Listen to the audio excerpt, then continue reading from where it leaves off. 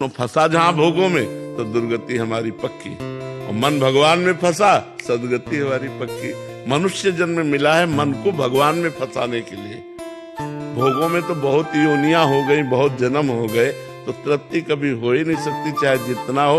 तृप्ति तो तभी हो सकती जब भगवान के चरण मिले, भगवान का नाम जप करो तो जैसे केवट नहीं, अति आनंद उमगी अनुरागा, आनंद ही नहीं अति आनंद, आंसू बह रहे, बस कर तृप्त हो गया, अब कुछ नहीं चाहिए, तृप्त हो गया। ये भगवान से मिलने पर होगा, तो इस संसार के मिलने से नहीं हो सकता। नहीं किसी से भी पूछ लो, कभी तृप्ति नहीं है, कभी तृप्ति नहीं कि बस, ऐसा कभी नहीं हो सकता। आपकी मांग 1 लाख रुपया है, उनकी 1 अरब रुपए की मांग है, उनकी 1 खरब रुपए की मांग है, वो बड़े भिखारी हैं।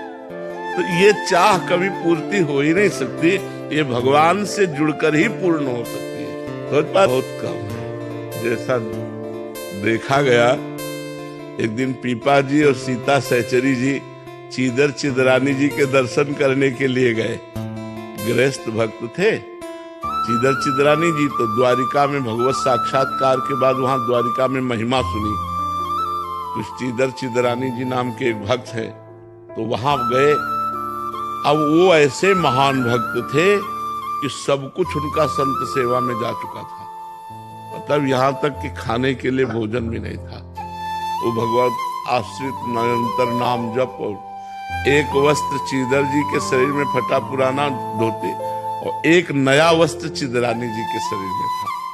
चीदर जी ने देखा पीपा जी और सीता सहचरी आई, बहुत ही एकदम विकल हो गए कि इतने बड़े महान संत हमारे पास आए। मिले, खूब आनंद से बैठे। चीदर जी घर गए अंदर, और चिदरानी जी से कहा आज संत विमुख जाएंगे, क्योंकि हमारे पास कुछ है नहीं, बाजार में कोई उधार देता नहीं, कुछ नहीं है जिसको हम बेच सके, क्या करें। तो चिदरानी जी ने कहा आप शोक मत करो, ये हमारा नया वस्त्र है, कुछ बिकी जाएगा 1-2 टका का, तो इससे चावल और दाल खरीद लाना, जो भी मिले भोग तो लगा देंगे। वो प्रसन्न हो, एक ही वस्त्र था, तो बाजार में बेच दिया।